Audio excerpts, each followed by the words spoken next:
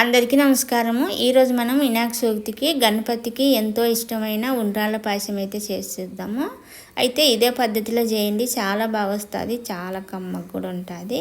అయితే పాయసం చేయడం కోసం ఇప్పుడు స్టవ్ పైన ఒక కళాయి పెట్టేసి ఒక గిన్నె తీసుకొని గిన్నె కొలతతో ఒక కప్పు నీళ్ళు తీసుకున్నాను. అలాగే ఒక స్పూను బెల్లం వేసుకుంటున్నాను. ఒక స్పూను నెయ్యి కూడా వేసుకొని బెల్లం మొత్తం కరగనిచ్చుకోవాలి. ఈ బెల్లం వేసుకుంటే మనకు పిండి కూడా తినేటప్పుడు ఉండ్రాలు తీపుగా ఉంటాయి కాబట్టి ఒక స్పూన్ బెల్లం అయితే వేసుకున్నాను.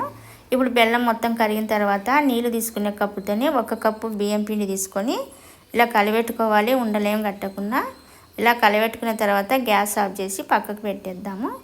ఇప్పుడు గ్యాస్ పైన మరొక గిన్నె అయితే పెట్టుకొని ఇందులోకి బియ్యం పిండి తీసుకునే కప్పుతోనే 2 కప్పుల నీళ్ళు తీసుకున్నాము కొలత. ఇలా తీసుకుంటే పాయసం చాలా బాగా వస్తుంది, కరెక్ట్గా సరిపోతుంది ఎసురు కూడా.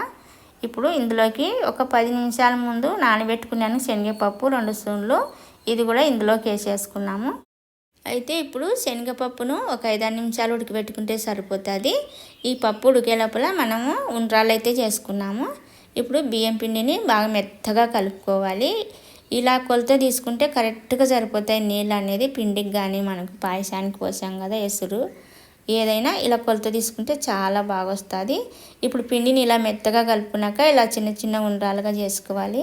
అయితే ఇప్పుడు అన్ని రౌండ్గా చేసుకున్నాము. ఇప్పుడు ఉండలు ఇలా చేసుకున్న తర్వాత కొద్దిగా పిండి పక్కకు తీసుకున్నాను. ఇది నీళ్ళలో కలిపి పాయసంలో పోసుకుంటాను. ఇప్పుడు శనగపప్పు కూడా మనకు కొద్దిగా ఉడికింది.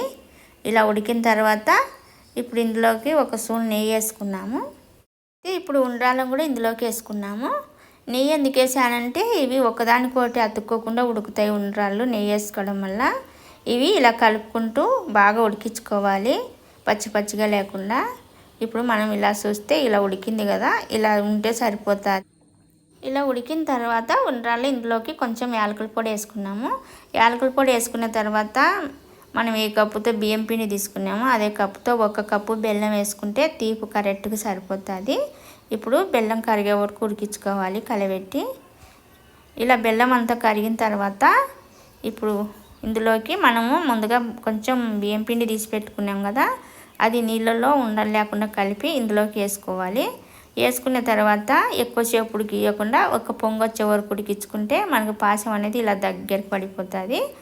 అంతే, ఇలా పాయసం అయితే చాలా తొందరగా చేసుకోవచ్చు. ఇప్పుడు నీళ్ళగా ఉండేది కదా, మనం పిండి పోసిన తర్వాత గట్టిగా అయింది కదా, ఇలా ఉంటే సరిపోతుంది. ఇప్పుడైతే గ్యాస్ ఆఫ్ చేసుకున్నాము. అంతే, ఇలా కొంచెం చల్లగా అయినాక పాలు పోసుకున్నాము. ఇప్పుడు చల్లగా అయింది పాయసం. ఇందులోకి కాంచి చల్లార్చిన పాలు మనం బెల్లం పిండి తీసుకునే కప్పుతోనే 1 కప్పు పాలు పోసుకుంటున్నాను.